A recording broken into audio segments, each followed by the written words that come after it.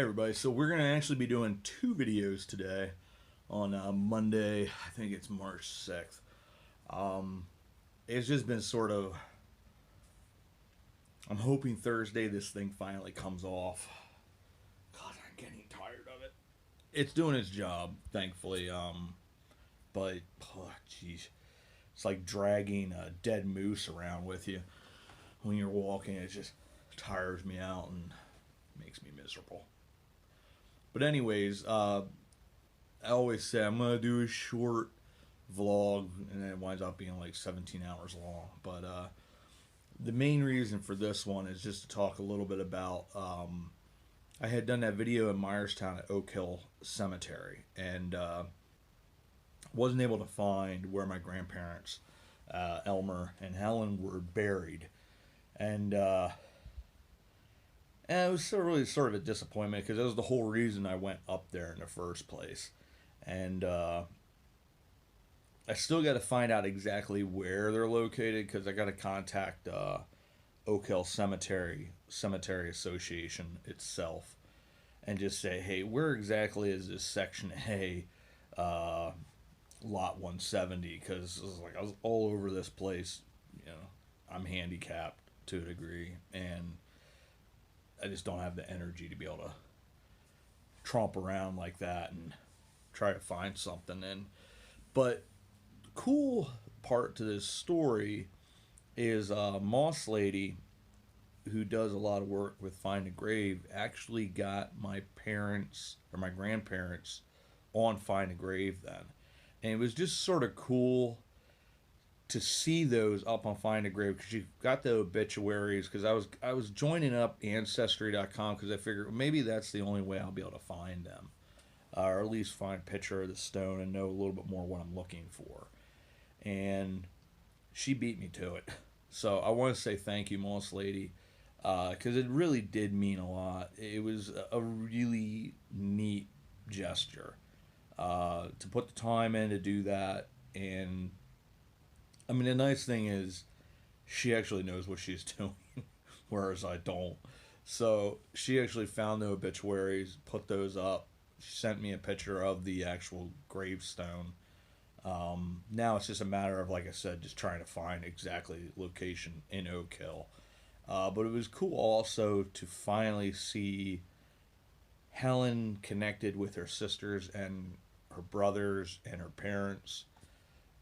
It was also very, very cool to see my grandpa connected to his two sisters. He had a stepsister and a sister who actually, I believe, she's the one that took care of Helen when she was getting really sick. I've talked about it a couple times. My grandmother, Helen, she got leukemia. And sadly, the way they sort of did things back then is they didn't think women were strong enough to handle like a high stress type thing, like, hey, you're gonna die. And you know, of course, the hope is there that they'll recover or whatever treatments they had back then, but leukemia was in essence a death sentence back, you know, in the 50s. And Elmer's sister Anna actually came and took care of her, but like, so my mom had no clue that her mom, just she knew her mom was sick. Her mom wasn't, like, her mom, one of her mom's favorite things was to go to her basketball games. She was a senior in high school at that time, and her mom was able to make some of them, but it was very, very difficult. You know, leukemia, you lose your strength. You're just very, very sick, very weak. And her dad did everything he could for her, but that was just sort of, that was the mentality then. It wasn't necessarily an evil thing. It was just how they did things. I mean, now we look at it like you let the person know what's going on, so they can better prepare. So when it did happen, when she passed, it was just sort of sudden and really hit the entire family very, very hard. And you know, that's, you know, when you're a senior in high school, to lose your mom like that is got to be awful. I remember one of my friends, his dad and mom were in a bad car accident, and that I graduated with now. His brother, I believe, was a senior in high school at the time, and they were really really close. His dad was such a cool guy, and it was just bam, he was gone, and I can't imagine what that's like. The type of loss, how sudden, how awful. Uh, it really is just one of those moments in life that really takes you, and that was something my mom endured, and so it was very very cool to see those connections. And the other video that I'm doing today is on that finding history. We did semi explored this beginning of the series with Milton Hershey and H.B. Reese. I wanted to visit their grave sites. These guys were really great men, really made such a huge impact on the world, and I just thought it'd be cool to sort of start that up. But the idea more than anything has come from Pat, who has sent me a ton of these different find of graves. A lot of them dealing with Mount Lebanon, and just influential individuals that have had an impact. And I'd like to go a little bit into their history. A lot of them are probably going to be business related, philanthropy, all different types of things, and people that had a big impact. One of the guys I find extremely intriguing is his last name's Harpel. He was a big time photographer in Lebanon. He's buried over in Mount Lebanon Cemetery, but his photography is phenomenal. Like anytime I like those picture books that sort of take you through eras of time in towns and stuff like that, whether it's Myerstown or Annville or whatever it is. A lot of those early photographs in, say, the teens through the 50s are by, I think it's Luther Harpel, but I might be wrong on that, the name. But he's somebody I'd like to visit his grave and talk about him. So, I mean, in the future, like right now, with not knowing what's going to happen, I'm at least till Thursday I'm in this cast thing. And even then, it's probably going to be another week till I gain the strength back in my leg, because with having this thing on, your leg in essence isn't doing the work that it normally does. The cast and the boot are sort of holding your leg up. Having gone through that with the left and the right leg, when you wear one of these heavy duty boots, it takes you about a week to 2 weeks, and this one's been on for a little bit longer than the other ones, so and it's a lot more stringent with what it's doing with the legs. So I'm thinking it's going to probably take me 2 or 3 weeks to get reacclimated. So it's probably going to be end of March till I'm out live filming again, at least in any kind of major detail of filming. But I want to get out and get some of the shorts filmed again and start doing Why Is It Called That, because that series was pretty popular. But so I'm going to do the first on one of Helen's sisters, Mary, and her husband, Harvey Goodling. It's pretty cool. It's not a ton of detail that I have, unfortunately, because there's only so much out there, but he was a motorcycle guy in Millersburg, and it's actually the business, I'm assuming, was started by his father, because it got started actually about 30 years earlier than I thought it did. So his family was in the early days of motorcycles with Harley Davidson. So I thought that was pretty cool, because I only found out about it a couple weeks ago. I was talking to my mom, and she's talking about her uncle Harvey and how he had a motorcycle shop. He was an authorized Harley Davidson dealer. And actually, in the middle of the conversation with her, I just got my phone out and looked him up. And there was a bunch of cool advertisements. I think one from 1957, or it might have been 1958, and another one was from, I think, 1970, after he had passed. Because his wife Mary, the sister of Helen, who's actually out of her 5 siblings, lived the longest, she actually continued to run it. I'm not sure how long. They had one son, Eddie, and I'm sure he in some way helped, being third generation of the family, to run that motorcycle shop, maybe even fourth.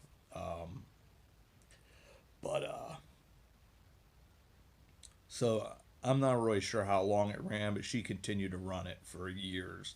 I think at least until the 80s. And I think where the shop used to be is now a thing called Black Creek Cycles, and they're actually pretty well renowned for the bikes that they put out there. But I would think that is because it's a street that they're on. It's called Goodleen Street. So, and that sort of comes up. Trying to look up the history of Goodleen. It was originally Goodleen Cycle Sales, or I think it was actually an auto repair center or something like that, and then it became just Goodleen Cycle Sales and Service. But anyway, the main thing of this video is just I really appreciated MossLady going out there and doing that, because it just I got pretty emotional, because you're seeing, you know, you actually knew for sure this is who Elmer's dad was. Because I actually had in my Uncle Art's obituary, they had Elmer G and he's actually Elmer W. So I don't know how that got confused. And then I forgot my mom had told me about that Elmer's nickname was Jimmy. And then her brother Jim was called Little Jim, or Little Jimmy. And just cool little family stories that sort of like when Roger told me about the story about my granddad, Milton, that he would bring the candy around, because I knew he was a salesman, because he had been in the coal mines, and then one of those big coal carts, I guess it lost its brake or something like that, and it hit him, broke his leg pretty bad. So he was no longer able to work in the coal mines, because in Ravine that was the big thing. Because even in the book The Boys of the Fallen Sun and the Risen Moon, the vast majority of the men in that community, they worked the coal industry, because that was, you know, once you started getting up into Schuylkill County, that's where you started getting into those coal regions. And that was what was available. So he eventually became a door-to-door salesman, which is sort of like, wow, if you broke your leg, that had to be rough, because he had to walk everywhere. Maybe he had a car by that point or something like that. I don't know. But like from what I'm aware, the stories I heard is he walked primarily everywhere. So he'd have his salesman sample with him, carry that along, and make his sales. But he used to always take the OG, the old gangster black licorice, the good stuff he used to bring out for Roger. And it made sense because, you know, Roger's parents would have been related to him through his wife, Eva, because she was the Brown family. And but it's cool stories like that you wind not hearing as part of your history. And then just because it's like there's a small part of you, as stupid as it sounds, like you can't find your grandparents, and it's like they never existed. And you know they're out there somewhere. It's just trying to find the avenue in which to find that history. And when you find that, or somebody else, in this case MossLady, finds that for you and puts it on there, it's just sort of that moment that really is cool. So sincere thanks to MossLady. I really appreciate that. And I'm hoping as soon as his boot's off, at some point I'm going to talk to my friend Tom, meet up with him, and find this cemetery that, as far as I know, I was looking at the maps of, it's in the Mount Zion region in Pennsylvania, Mount Zion, Pennsylvania, and I don't see anything there. So apparently this cemetery, at least from what I'm gathering, is not listed on Find a Grave. So I will get you that information. That way you can get that and put that out there, because it needs to be out there. These little cemeteries that are forgotten about, and there's people, the memories, the love, the families that you know are still around, and it's just a shame when they do get forgotten. It's like, I wish there was some way that cemetery for the Village of Africa, I wish there was some way that could be listed, that it could still be visited, because apparently it was in this peach orchard, just a beautiful little area, and unfortunately can't go there because it's a live ordnance area. And it's just sort of like, you know, not only is it history, as in people habitated that area and that was their last resting place, but the enormity of these individuals having been slaves and coming to experience freedom for the first time, and to make a new life. And really, you talk about starting out with nothing. That was it, you know. And Africa was sort of the stepping stone. Little birdie over here, but it was a stepping stone to sort of get them acclimated to life up north, life of freedom, and being in within a community where they were safe, and being surrounded by a community that had protected Joseph Johns, and then eventually be able to make their way into places where there was work and where they could really start that new life, and for generations to come to hope to better and better and better themselves. But that's why it's so essential, the work that MossLady does.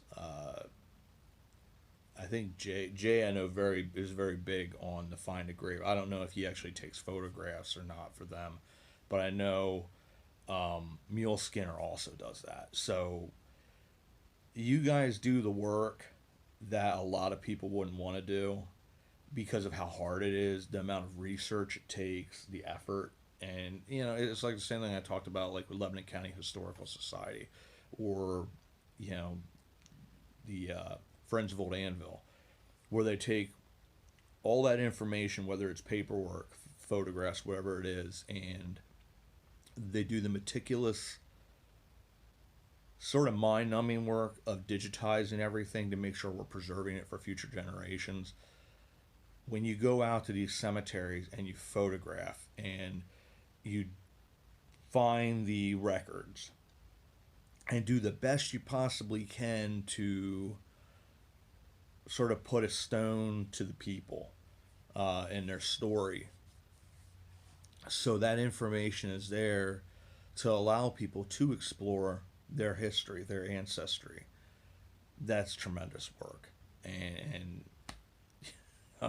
they always says, like, you're doing the Lord's work, and you really are, because it's, I know how I felt when seeing that for the first time and how much that meant to me. So thank you. So that's what this video primarily is about.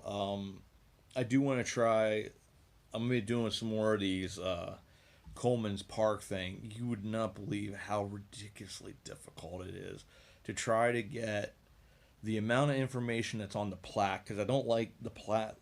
With the shorts, they're a vertical film. With the films like this, they're horizontal. And depending on the type of picture you have, it's very, very hard to make it work with a short. That's why I try to do my shorts filming vertically, so I don't have that problem. And I try to do it live, because otherwise it just doesn't work. But, like, it really is, like, I've been blabbing now for 18 minutes, right on the mark. It's very hard for me to have a cohesive thought and get it within that minute.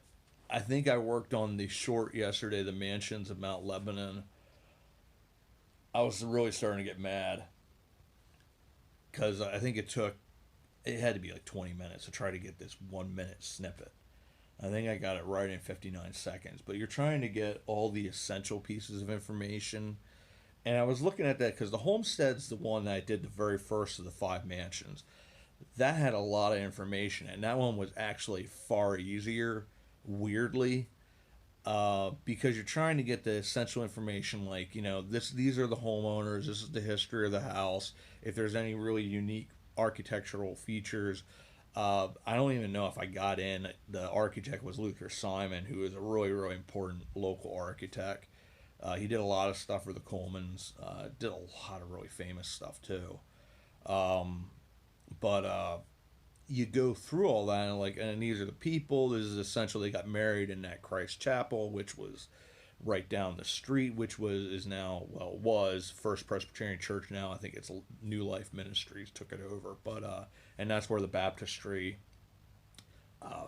for St. Luke's is where it came from, because that was their, in essence, the Mount Lebanon Church. It was also, I think, they did these churches for, like, they had the North Lebanon furnaces, which were just south of there. So whenever they had a furnace or whatever it might be, that operation, they tried to put up a really nice, like, stone church for their people, because that was the one thing as we delve further into the Colemans, which was cool. Pat also sent me where Robert Coleman, the patriarch of the family, he's actually buried in Lancaster at St. James Episcopal Church, which that was their home church. Also, that Anna Coleman, who committed suicide, who was engaged to be married to James Buchanan, is buried there. So, like the first generation or so, first two generations, I think, are buried there. After that, a lot of them are buried down in Philadelphia. There's a family plot in one of the famous cemeteries there in Philadelphia, the old cemeteries, is where the vast majority of the rest of them are buried. Because they sort of, their social circles, a lot of their work was done in, say, Lebanon and, Cornwall and the surrounding, Lancaster and Lebanon counties. But, they sort of, the social circle for them was originally like Lancaster. Because at that time, Lancaster was actually, it's not in prominence with like Philadelphia, but it was up there in the prominent cities. That and York were pretty prominent, much more prominent back in the early 1800s. But then their social circles more sort of went towards Philadelphia, that being the big town. But Pat had sent me the information on the Colemans being buried at St. James. Because at some point, I do want to go to Lancaster. I want to visit St. James Episcopal Church, do a history on that, do a history on the Colemans, visit their plot there. And then also there's another cemetery in Lancaster, which is pretty prominent. That has James Buchanan, the 15th president, is buried there. The Muhlenbergs are all buried there in that cemetery, right, actually quite near to James Buchanan. And then John Andrew Schultz, who we've talked about. We did the Pennsylvania Historic Marker down near Stoutsburg at Christ Lutheran Church, which is where that Regina Leininger is buried.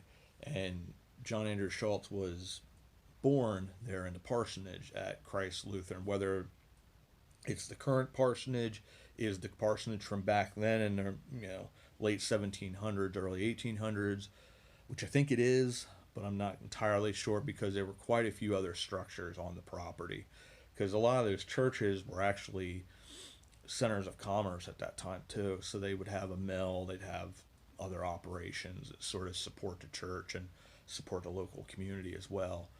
But he wound up founding Frieden's Lutheran Church, which was an offshoot of Christ Lutheran in Stoutsburg, the Frieden's Lutheran down in Myerstown, which the original building that he had built is no longer there. That was right on the corner, and but that was torn down, I think, in the 60s. And then you have the new, I say new, but it's probably 70 years old almost by now. But Frieden's Lutheran then there in Myerstown at the Union Cemetery that we visited. But John Andrew Schultz is also, he was governor of Pennsylvania. His mother was one of the Muhlenberg sisters. So he was part of that dynasty as well, but he was governor of Pennsylvania from 1823 to 1829. And I'm sure there's a ton of other really important people to the founding of the country and those early years of our country, and did some pretty impressive things, are buried in that cemetery as well. So I would like to visit there and do a bunch of videos on that as well. It's just that's probably going to be a 2 or 3 times going down because Lancaster has so much history and it just is such a cool town. I used to do cleaning down there. I worked for a small cleaning company, and I'd do store, or it was counseling service company. I do down in York. I do a bunch in Lancaster. I actually sort of enjoyed it weirdly. Like I never minded doing janitorial services because I did quite a bit of that, But it was cool driving to these different areas that I didn't ordinarily go to because I don't like going like down to York. I think the easiest way from the way I was going was Route 83. Now, when I was working for that company, I went down Route 501, but I did not enjoy because the roadways get really, really confusing. Now, GPS makes it much easier now, but when I was doing that, GPS wasn't quite as good. But anyways, so I was going to like, this is going to be a quick vlog, and it's not. So, but anyways, I want to say thanks, guys, for coming along. I want to say thanks once again, especially to MossLady, to Mule Skinner for what they do, Jay as well, because I got to go through your emails. He just sent me a couple, and on some of the stuff with Elizabethville. That was always, this is a really neat little town right down from Millersburg. But anyways, I want to say thanks once again, everybody, and hopefully we'll see you out live at some point here coming up once the leg gets released from its bondages, and we're motoring about. And hopefully once this thing is healed, with the shoes I have now, I shouldn't have the issues that I have been having. So hopefully, knock on metal chair, hopefully that no longer will be an issue, and can sort of move on with life and with the channel and not have to worry about that stuff. But thank you guys for coming along on this journey with me, and as always, we'll see you all about town.